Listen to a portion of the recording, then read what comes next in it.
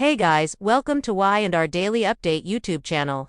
Today's topics, the young and the restless spoilers. Tuesday, August 5th, Jill's rage, Nikki's family feud, Phyllis's self-pee protection. Get updates on the latest news about the young and the restless straight to your inbox.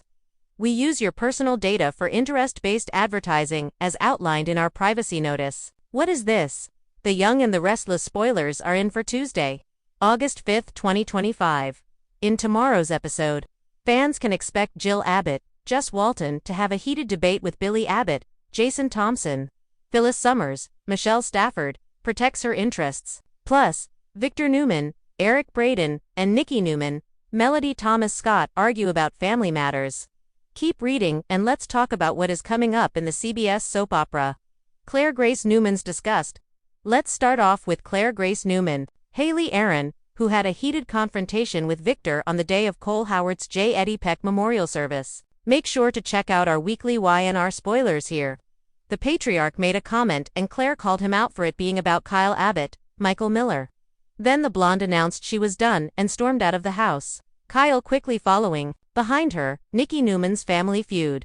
As Claire grapples with her grandfather's devious actions, Nikki will be trying to do damage control. The blonde gets into a fiery argument with her husband about Claire and Kyle. What is this? Read more. Find out what happened on the last episode of GH. The Newman matriarch knows Victor doesn't like or approve of Kyle, but it's not his life. That life belongs to Claire, and she has the right to be with who she wants. Of course, Victor won't agree, and the two will not be able to compromise on this. At least, not right now. That is likely what prompts Nikki to ask Jack Abbott, Peter Bergman, for a favor later in the week. Jill Abbott's heated debate. The young and the restless spoilers for Tuesday, August 5th revealed that Jill and Billy will have a heated debate. This will likely be about Kane, Ashby, Billy Flynn, and Chancellor. Jill will also have to deal with the bombshell that Chancellor Connor Floyd died, and ironically, he wasn't even on duty when it happened. Jill always worried about that. It is why she pushed Chance into business.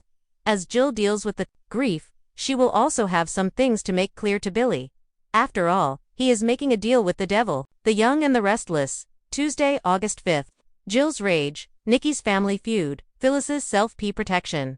The early hours of Tuesday in Genoa City didn't arrive quietly. The morning sun barely peeked through the clouds before the Abbott mansion was struck with a whirlwind of fury. Jill Abbott's fury, to be exact. Dressed in dark navy and dripping in contempt, Jill barged through the heavy front doors of the Abbott estate. Ignoring the butler's stunned expression, she wasn't there for pleasantries. She was there for blood. Billy Abbott, who had just settled into his morning coffee and strategy session on Chancellor Winter's recent PR nightmare, barely had time to look up before his mother's voice cracked through the silence like a whip. "How dare you shut me out of my company's crisis?" Billy stood instinctively defensive. "Jill, I've got this handled." "Oh, don't give me that smug little smirk, Billy." Jill snapped, pacing furiously. "Do you honestly believe I didn't hear about the scandal in New York? That Nate Hastings had to do damage control while my son played executive on vacation. I wasn't on vacation. I was working and I had Devin and Lily looped in. You're reacting without having all the facts." "The facts are this," Jill said, stabbing a manicured finger into the air. "You made a decision to keep me in the dark. And now Chancellor Winters is in headlines for all the wrong reasons. There's talk of a board shakeup, investors getting cold feet. Do you have any idea what that means for our bottom line?" Jill's voice thundered through the room, echoing against decades-old walls that had seen more family drama than most courtrooms. But this time, it wasn't just about the business. It was personal. Her eyes softened for a brief second, betraying her fury with a glimmer of hurt. "I built that company, Billy. I trusted you." Billy's features hardened. "Then trust me now." "I did what I had to do because the situation was volatile. You weren't here because I was taking care of your brother's estate in Europe. You act like I'm lounging on some yacht in the French Riviera. I've been working my tail off to preserve our legacy. And what do I come home to? You and Devin at odds. Lily stretched thin and Nate on the verge of quitting again, as Jill and Billy's argument reached a boiling point. A new storm brewed across town at the Newman ranch, where Nikki Newman was embroiled in a battle of her own, one that threatened to fracture her family in a way no business feud ever could. Nikki sat rigidly in the leather chair beside the fireplace, Her fingers wrapped around a delicate teacup, though she hadn't taken a sip. Her expression was unreadable, yet her eyes screamed war.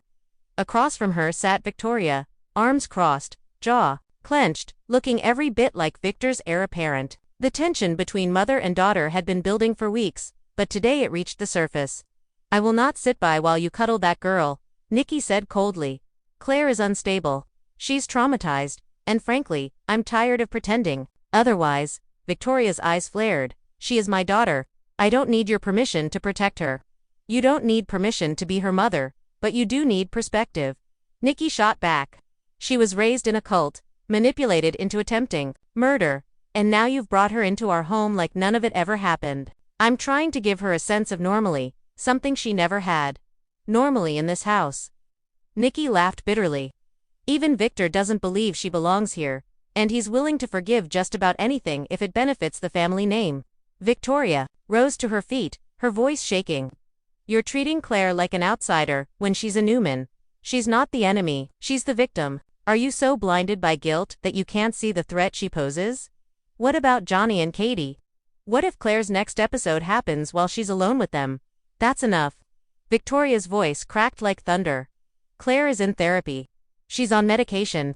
She's making progress. And if you can't support her, then stay out of her way."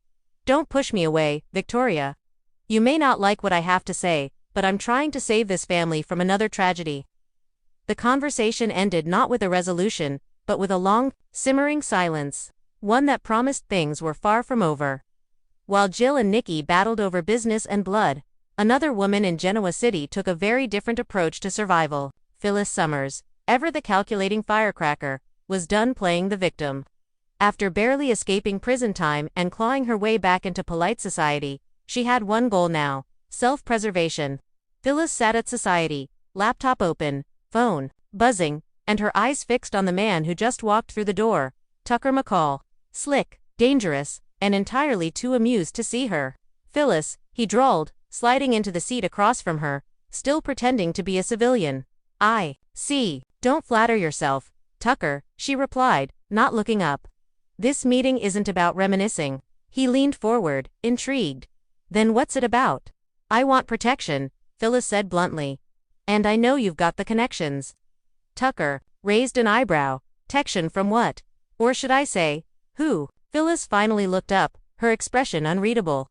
"I made a deal with the devil to stay out of jail." "That devil was Christine. But there's another one now. Her name is Audra Charles." Tucker tilted his head. "What's Audra done?" "She's digging," Phyllis whispered, "into my finances, my tech contracts, and my past. And I have reason to believe she's working with someone. Possibly Kyle. Possibly even Adam. That's a dangerous trio." "No kidding," Phyllis said. "That's why I want something untraceable. Something that keeps them in check without me getting my hands dirty." "You know," Tucker said, smiling slightly, "you're a lot like me. Always thinking 2 moves ahead, but the difference is, I don't pretend to be the good guy." Phyllis leaned in.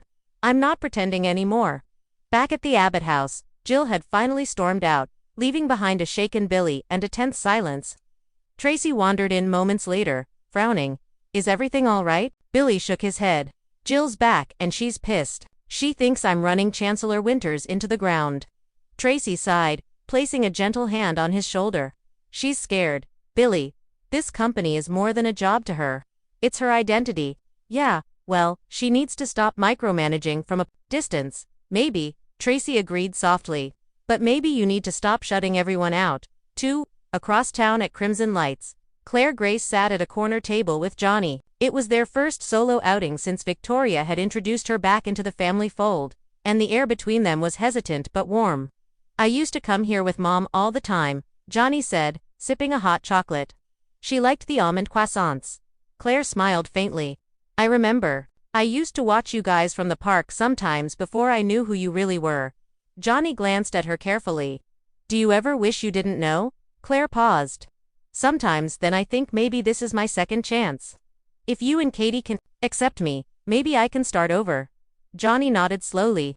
"We're still figuring it out. But I think I want to try." As the day wounded down, Nikki returned to the ranch, only to find Victor waiting with a file folder in his hands. "What's this?" she asked. "Something you should see," Victor said, handing it over.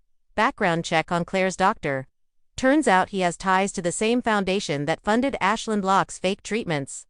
Nikki's eyes widened. You think Claire's being manipulated again? I think we can't afford to be naive.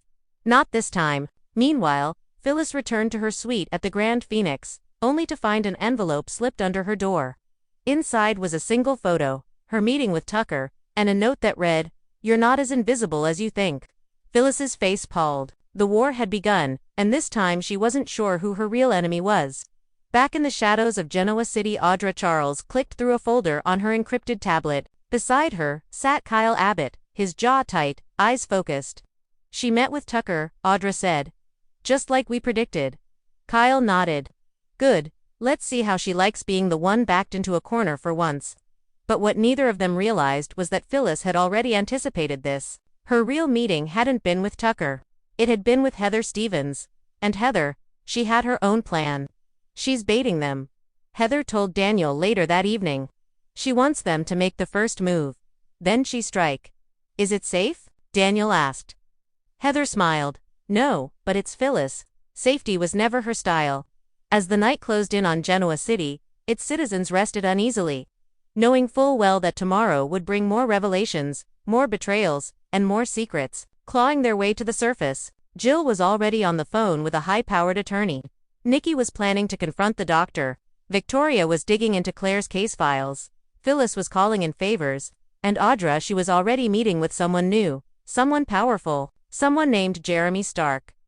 And as Tuesday faded into Wednesday, one thing was clear. The past was back. The claws were out. And no one in Genoa City would be safe. The Young and the Restless. Wednesday, August 6th. Victor's trap, Audra's power move. Phyllis strikes first. The dawn that broke over Genoa City on Wednesday brought no calm. Clouds loomed thick over the Newman ranch and cast a gloom over the Abbott estate. But it wasn't just the weather. Everyone in town seemed to know something was coming. Something dangerous, inevitable, and calculated. Victor Newman stood in his office with the poise of a man ready to make a move. The file he'd handed Nikki the night before was only part of the truth. The rest he kept close to his chest, including the trap he was setting in motion. He had seen too many games played in his lifetime, but this one with Claire, Victoria, and Nikki entangled required precision. One wrong move and the entire Newman legacy could crack. Michael, Victor said into the phone. I need you to prepare a legal strategy. Quietly, I want surveillance on the doctor and anyone he contacts in Genoa City. Michael Baldwin's voice came, through cool and sharp. You think someone is feeding Claire false therapy? I don't think, Victor replied. I know, and I intend to find out who's pulling the strings. Meanwhile, Audra Charles sat at a glass conference table inside Newman Media's top floor. Her stilettos clicking as she rose and looked out the window at the city skyline. Opposite her sat Kyle Abbott, brooding, tense, and very much under pressure. I just got off the phone with Tucker, Audra said casually. He's intrigued, but he wants a guarantee. Kyle folded his arms. Guarantee of what? That Phyllis is neutralized. He's still pissed about her leaking those financial records last quarter. You remember the ones that nearly tanked Glacade stock before launch? Kyle scoffed. Phyllis never learns. Oh, she learns, Audra corrected. She just never plays fair. Kyle hesitated. Are we sure about using Jeremy Stark? Audra smiled, lips curling with dangerous elegance. You want results, don't you?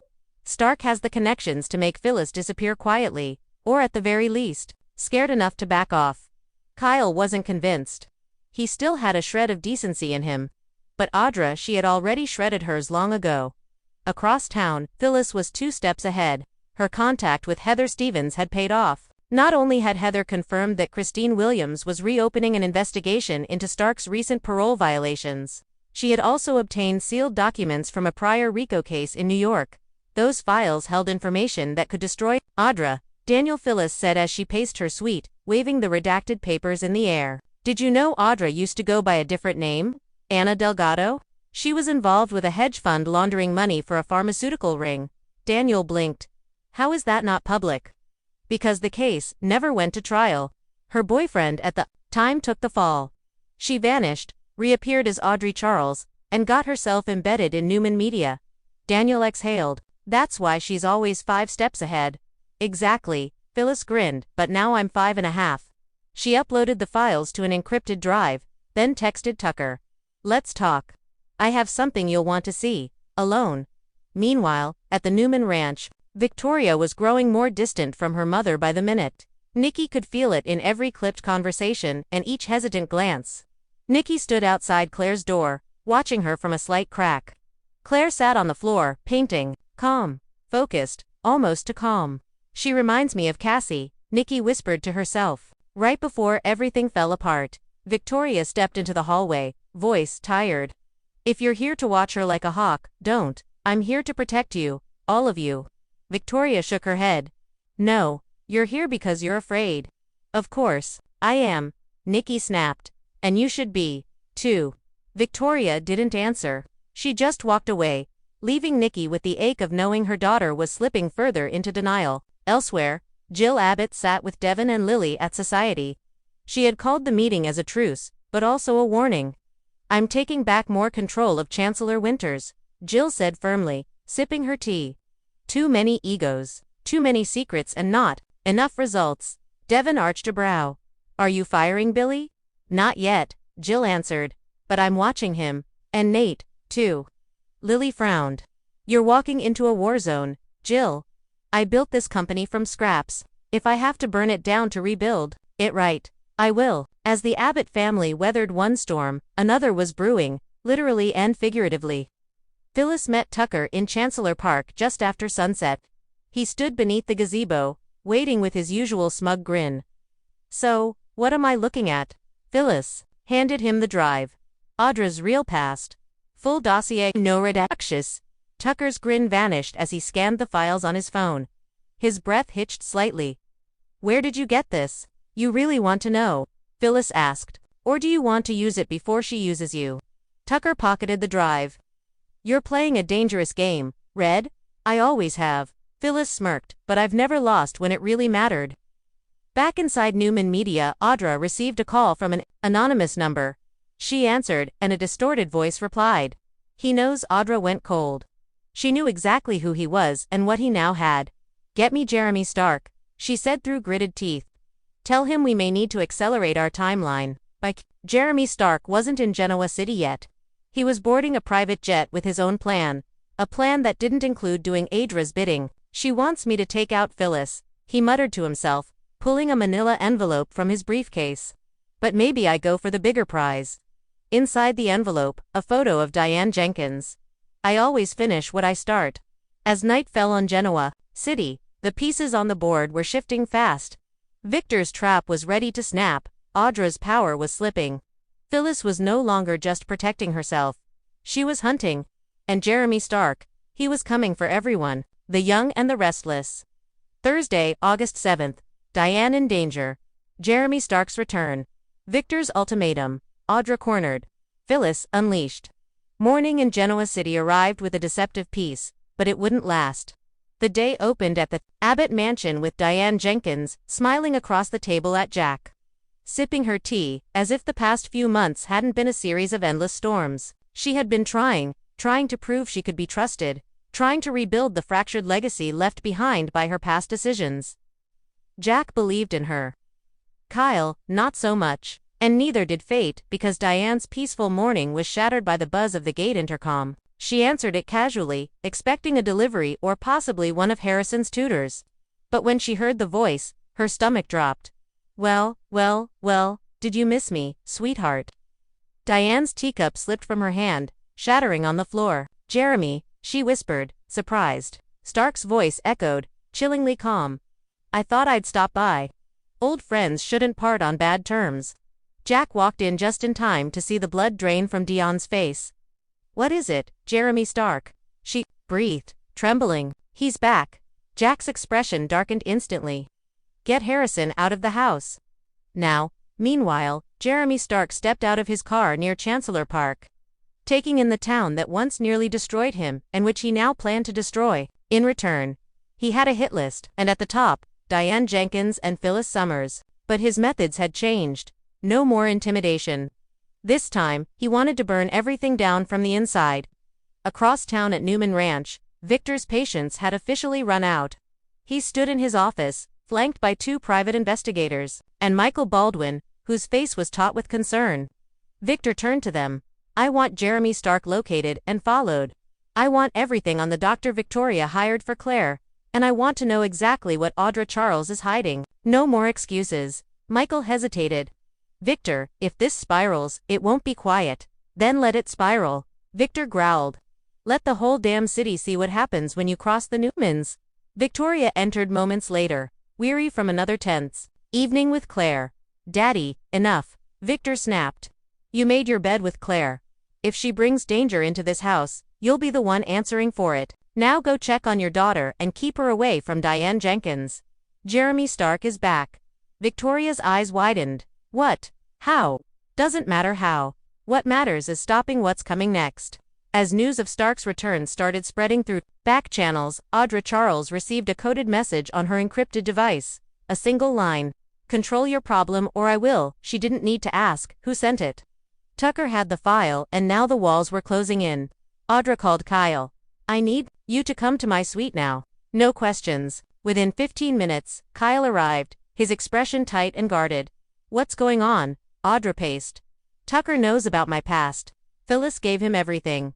Kyle narrowed his eyes. "So, what's the plan? Damage control? I need you to get close to your mother again?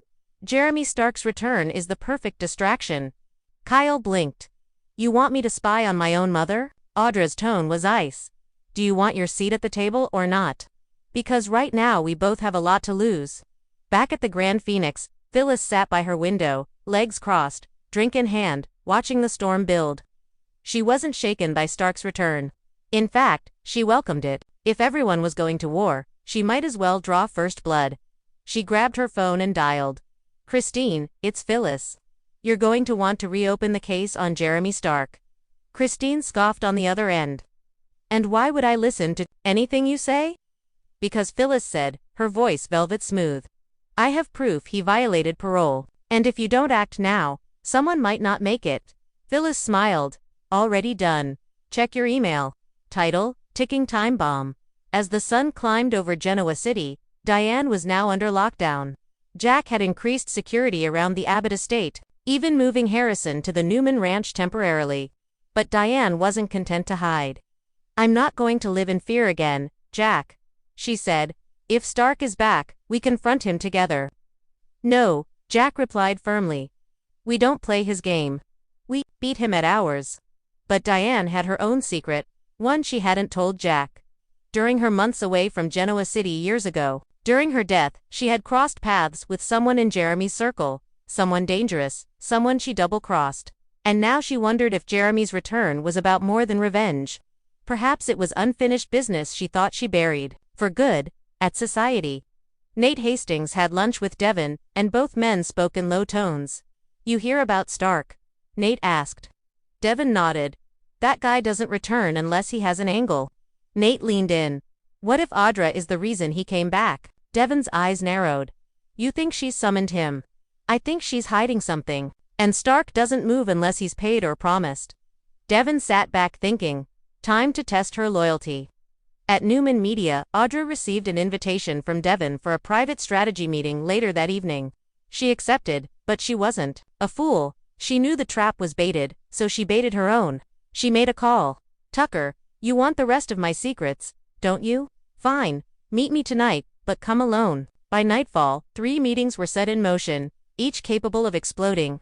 Victor met Christine in his office to coordinate Stark's takedown. "If you find proof of a hit list," Victor told her, "you go public. Expose him." Phyllis, now armed with leverage, made one last call to Diane. "Meet me tonight, Chancellor Park.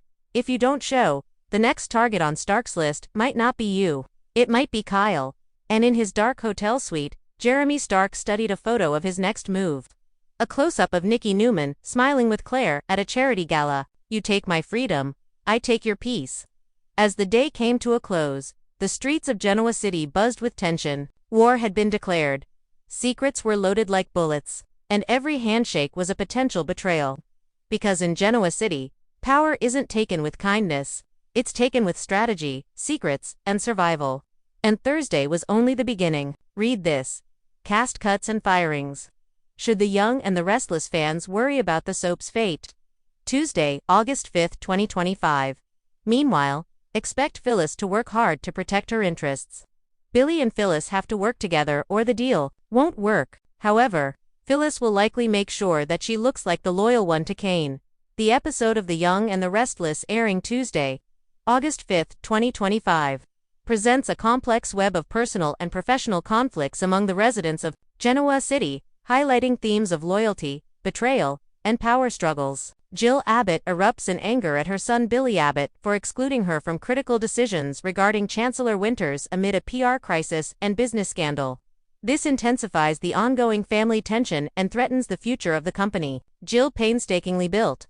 Meanwhile, Nikki Newman faces a bitter family feud surrounding Claire Grace Newman, whose troubled past and recent behavior have split loyalties within the Newman family. Nikki and Victoria clash over how to handle Claire, with Nikki skeptical of Claire's place in the family and Victoria fiercely protective of her. Phyllis Summers takes a strategic and defensive stance to protect herself from powerful enemies, including Audra Charles, who is digging into Phyllis's past and finances. Phyllis enlists Tucker McCall to help her counter these threats, revealing the high-stakes game of manipulation and power at play. The tension escalates further as Jeremy Stark, a dangerous figure from the past, returns to Genoa City, threatening to unleash chaos. His vendetta targets Diane Jenkins and Phyllis, placing multiple characters in peril and forcing alliances and strategies to form rapidly. Victor Newman orchestrates a trap to expose the manipulations surrounding Claire and Audra, mobilizing legal and investigative resources to protect the Newman legacy. The episode closes with multiple intersecting plot lines poised to explode, as trust erodes and characters prepare for an inevitable showdown. The atmosphere is charged with suspense, underscored by the looming threat of Jeremy Stark's return, and the complex power plays unfolding across Genoa City. Jill Abbott's explosive confrontation with Billy Abbott over business secrets and company crisis. Nikki Newman and Victoria's heated family feud concerning Claire Grace Newman's place and safety. Phyllis Summers strategizing her self-protection against Audra Charles's investigation. The return of Jeremy Stark, a menacing figure with a vendetta against Diane Jenkins and Phyllis Summers.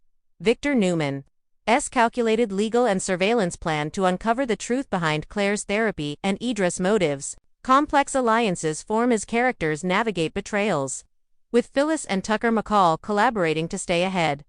Genoa City's tension builds toward an inevitable, high-stakes confrontation with far-reaching consequences. Jill Abbott's protective fury reflects the deep personal investment in family businesses and legacy. Jill's reaction is not just about corporate mismanagement but emotional betrayal, highlighting how intertwined family and business conflicts become in soap operas like Y&R. Her fury underscores the fragility of trust within family-run enterprises, where personal grievances can jeopardize entire legacies.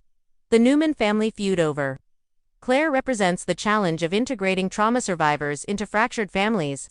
Claire's history of trauma and instability causes a rift between Nikki and Victoria, illustrating how families struggle to balance protection, acceptance, and safety. Nikki's skepticism and Victoria's defense exemplify the nuanced dynamics that arise when past abuse and mental health issues resurface in high-profile families. Phyllis's shift from victim to strategist marks a turning point in her character arc, emphasizing survival in a hostile environment. Phyllis's alliances and calculated moves show her determination to reclaim control, her willingness to collaborate with Tucker McCall and use damaging information against Audra reflects the soap's theme of power plays driven by past mistakes and current threats. It also highlights the blurred line between morality and survival in Genoa City's social and business circles. Jeremy Stark's return introduces a classic antagonist whose vendetta threatens multiple main characters and escalates the stakes. Stark's methodical approach targeting Diane Jenkins and Phyllis Summers shows a sophisticated threat beyond brute force, focusing on psychological and strategic destruction. His presence injects a sense of urgency and danger, propelling the narrative into a darker, more suspenseful territory. Victor Newman's readiness to deploy surveillance and legal tactics reflects his role as a patriarch defending his empire at all costs. Victor's approach contrasts with other characters' impulsive actions, showcasing his calculated and patient nature. His insistence on uncovering the truth behind Claire's doctor and Audra's activities demonstrates the importance of intelligence and preparation in maintaining power and influence. Alliances in Genoa City are fluid and often driven by mutual benefit rather than loyalty, highlighting a culture of mistrust. Phyllis working with Tucker, Audra's collaboration with Kyle, and secretive meetings suggest that survival depends on strategic partnerships. However, these alliances are fragile, as underlying motives often involve self-interest and hidden agendas, making betrayals inevitable. The episode's atmosphere of looming conflict captures the soap opera's enduring appeal. High drama fueled by secrets, power struggles, and unresolved pasts. The convergence of business crises, family feuds, and external threats creates a multi-layered narrative that keeps viewers engaged. It sets the stage for explosive developments, reminding audiences that in Genoa City, peace is always temporary, and danger is never far away. This detailed episode preview of The Young and the Restless not only promises gripping drama but also explores themes of loyalty, trust, power, and resilience, all set against the backdrop of a community where past secrets and present ambitions collide with intense consequences.